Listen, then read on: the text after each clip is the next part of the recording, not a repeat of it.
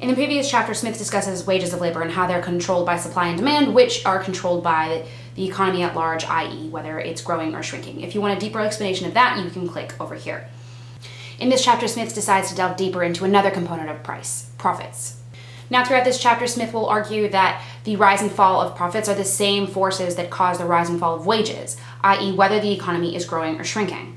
The increase in stock of society, which happens when wealth is accumulated, which happens in a growing economy, has a tendency to increase wages, as discussed in the previous chapter, but it has a tendency to lower profits.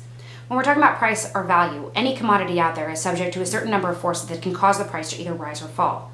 But profits can also be affected by 1,000 other accidents. If you send your stock by ship and it sinks, or if you leave it in a warehouse and it gets attacked by locusts, or if on the way to market your carrier gets abducted by aliens, whatever happens, this directly affects profits. Okay, so we might not be able to track profits exactly from moment to moment, but we can get a general idea about their trends by tracking interest rates. These have been recorded very precisely over time and space because very often they were mandated by law. Interest rates are a very good indicator of profit because interest rates are taken directly out of profit. You can pretty much bet your life on the idea that if there's a lot of money to be made, then a lot of money will be lent so that that can happen. If there is a lot of profit to be turned from a specific industry, then money lenders will know this. They will take a larger chunk of the profits, meaning interest rates will rise. Interest rates, and consequently profits, are going to be affected by the state of the economy, whether it is growing or shrinking, just like wages of labor. As you recall from the previous chapter, when the economy is growing and wealth is increasing, wages of labor rise because more people are investing in industry. More work, same amount of people to do it. Remember, there are 3 components of price: wages, profit, and rent. The proportion of these 3 components is constantly shifting between each other. So if the component that resolves itself into wages is rising, then something else must fall. And that, argues Smith, is profits. In a declining economy, less industry means less work, which means less work available and still the same amount of people to do it. And when the component that resolves itself into wages decreases, the component that resolves itself into profit can increase. But again, profits are volatile. So what are other forces that can be affecting this? Over time, particularly with more religious governments, interest rates have been very, very heavily controlled. Interest is considered a sin, so a highly religious government would make it illegal. But of course, that doesn't make it disappear. People wanting to invest in new industry are still going to want to borrow money, and nobody's going to lend money without being able to charge interest. It's just not worth it. There's actually a word for lending money illegally at unreasonably high interest rates: usury. And yes, that's how you pronounce it. I checked.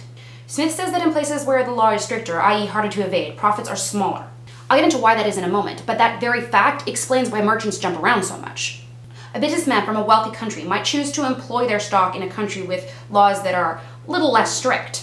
Everyone knows your profits are going to be higher if you produce in a third world country than in a first world country, which is why sweatshops and the likes were born. You can pay less for wages and thus increase your profits. Merchants will complain that profits are very small in rich countries, and they are, but Smith argues that this is due to natural economic growth. When an economy grows, there is more stock to be turned into stuff, and more people get hired to do the turning, and that cuts into profits. There is, of course, an exception to this trend, as there is for everything, and these are colonies. A new colony is basically the only place where wages of labor, interest rates, and profits of stock can all move upwards together.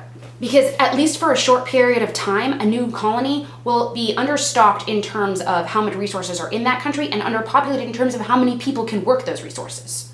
Traditionally, a new colony is a vast land of opportunity for our civilized societies. Traditionally, this doesn't work out so well for the people who were already in that vast land of opportunity, but Smith doesn't seem to concern himself with this. Anyway, because civilized societies are now going to lands with previously untapped resources, it's going to take them time to tap it all. And they're going to start in areas that produce the best. Not to mention that these areas are usually purchased for a lot less than what they're worth. And so an investor who sets off to start a new business in a new land quickly produces a lot. And because he's consistently producing and reinvesting, he needs a lot of people to do the labor. So basically anybody who comes his way is liberally rewarded. Unless, of course, they're a slave, but this seems to be another point Smith just kind of glosses over. I feel like this is also true in any kind of new industry. Recent technologies have brought up new industry and new innovation that we haven't had before, opening up new jobs and creating vast land of opportunity that provide both a lot of profit for the people investing and high wages for the people who work in these industries. Either way, it takes time for a new country or a new industry to get to a point where the stock and labor kind of even out to a negatively correlating trend. Unfortunately, this is only an exception. In any country or industry with fully tapped resources, profits and wages move in opposite directions. And because of this, Smith feels the need to point out and highlight the struggle between rich and poor.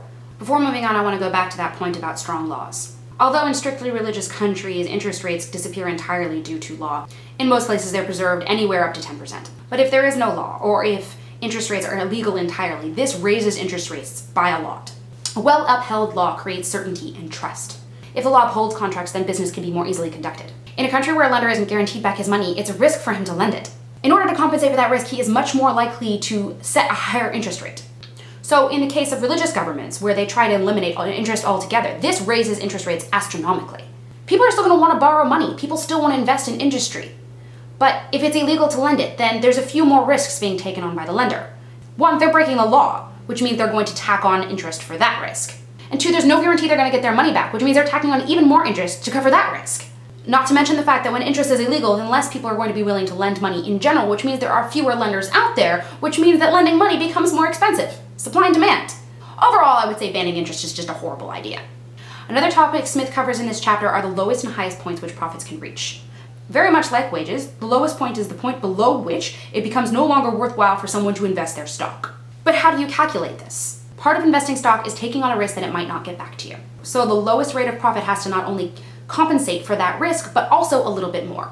There's no point in investing if all you're doing is covering your risk. You might as well not, right? Smith argues that this point is reached in a stable economy after a cycle of growth. And the highest point?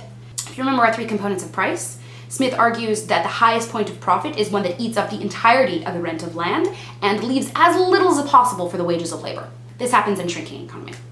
And to sum up this chapter, so far the bane of my existence, Smith talks about how all of this affects eventual price. So far we've talked about wages of labor and profits of stock as shifting components of the price. One rises, the other falls, but price eventually remains the same. But eventual prices are affected by these shifts.